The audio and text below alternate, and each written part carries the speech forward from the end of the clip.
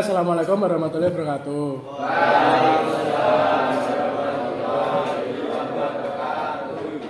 Baik, kembali lagi bersama Mas Anggoro untuk pertemuan perbaikan dan peralatan mekatronika. Nah, sebelum melakukan pembelajaran pada pagi hari ini, marilah kita berdoa. Berdoa boleh dipimpin. Kita kurang berdoa mulai.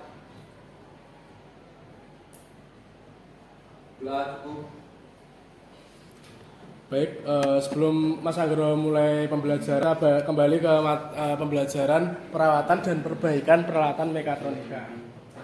Di sini kita mau perbaikan peralatan mekatronika, PLC dan pneumatik. Nah, untuk pertemuan hari ini kita mau membahas yang PLC. Nah, dan untuk pertemuan minggu depan kita bahas buat pneumatik, gitu ya. Nah, di sini ada PLC jenis CP1E.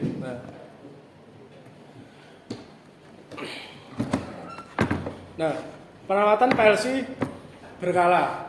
Perawatan berkala yaitu pencegahan terbesar terhadap kerusakan sistem PLC adalah pemeliharaan berkala yang tepat. Meskipun PLC telah dirancang untuk meminimalkan perawatan, ada beberapa pengukuran berkala yang harus diperhatikan secara teratur. Nah, jadi sebenarnya dari produk PLC CP1E ini buatan Omron dan sebagainya itu sudah ada kayak buku panduan atau istilahnya pencegahan atau istilahnya lagi mereka sudah memberikan suatu troubleshoot apa aja yang nanti harus dihadapi oleh para pengguna PLC. Nah, jadi dari si pabrikannya sendiri itu udah merancang gimana itu produk itu awet. Pastikan kalian juga nanti misal bekerja atau nanti membuat suatu produk itu kan pasti juga ketahanan dari suatu produk itu kan juga dipertimbangkan juga. Ini mau awet berapa tahun, terus nanti troubleshootnya apa aja, dan permasalahan yang dihadapi itu apa aja seperti itu. Nah, adapun daftar perawatan berkala. Nah, dalam perawatan berkala itu kan nanti kan PLC itu kan kalau kalian udah masuk ke dunia kerja nggak mungkin kayak gini. Masuk kalian Mas ini kayak gini. Nah, itu nggak mungkin. Nanti PLC itu banyak. Dalam artian tuh misal satu ini itu semua PLC gitu.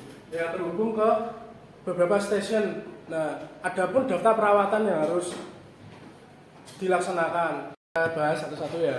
Untuk yang pertama yaitu pembersihan dari debu dan kotoran pada sirkuit. Nah, ini perlu banget dalam artian kan dalam suatu industri apalagi untuk PLC sendiri itu perlu perawatan tiap harinya. Makanya ada namanya toolman yang merawat segala sesuatu peralatan. Contohnya toolman itu yang di bengkel Mekatron. Nah, itu kan dia kan juga merawat semua mesin juga tuh. Nah, apa sih kalau misal kita jarang merawat apalagi elektronik terkena debu dan kotoran pada papan sirkuit, bisa ada yang menjelaskan? Kalau kita jarang sekali membersihkan papan sirkuit atau suatu komponen dan itu sudah berdebu atau ada kotoran, itu bagaimana? Bisa ada yang jelasin? Nanti dampaknya gimana, efeknya gimana, gitu.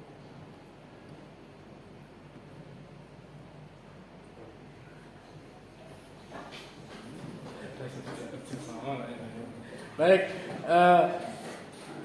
apa sih nanti akibat dari debu dan kotoran yang nanti menempel di PLC? Pertama itu bisa menyebabkan korosi. Nah, korosi di kabel itu sangatlah tidak menyenangkan. Dalam artian kalau kabelnya itu yang korosi di bagian luar tidak masalah. Nah, kalau nanti korosi di bagian dalam itu malah merepotkan dan untuk perbaikannya harus membongkar total semua. Tuh. Untuk kedua yaitu ada koneksi I/O yang harus dicek kekencangannya. Nah, kemarin kan ada tuh beberapa I/O yang trainer yang kalian buat itu yang input outputnya itu kabelnya ada yang untuk penenolannya ada yang tidak terhubung, terus kabel ada yang putus. Nah, itu juga bisa mengakibatkan si PLC ini tidak berjalan nantinya untuk I/O, karena si PLC ini seperti komputer. Jadi kalau di komputer itu ada CPU, nah CPU itu PLC-nya, ada inputnya ada outputnya kayak monitor segala printer segala macam, mouse gitu. Dan yang ketiga terus ada semua peralatan I/O harus diinspeksi untuk memastikan peralatan bekerja dengan baik. Ya pastinya semua peralatan yang nanti kalian pegang, ibaratnya nanti kalian masuk industri itu harus ada inspeksi berkala.